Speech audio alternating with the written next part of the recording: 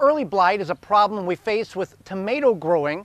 It is the disease or the bacteria in the soil that splashes up on the leaves and progressively works up the plant during the growing season, killing off the leaves, and by the end of the season you've got a big plant with fruit and no leaves on it. Well, there's a simple solution with a product you probably have in your kitchen.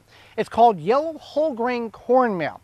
It has a beneficial bacteria in it called trichoderma. That beneficial bacteria fights the early blight that's in your soil. It's in everybody's soil.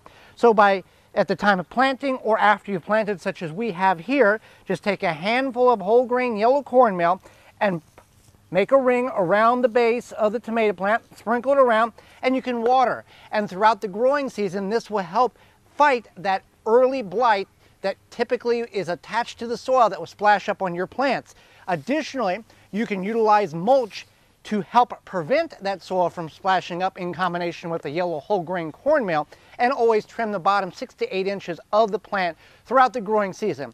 Those 3 techniques will allow your plants to be lush, green, healthy, and productive all the way through the season until frost kills it or you kill the tomato plant. For more information, please visit thewisconsinvegetablegardener.com.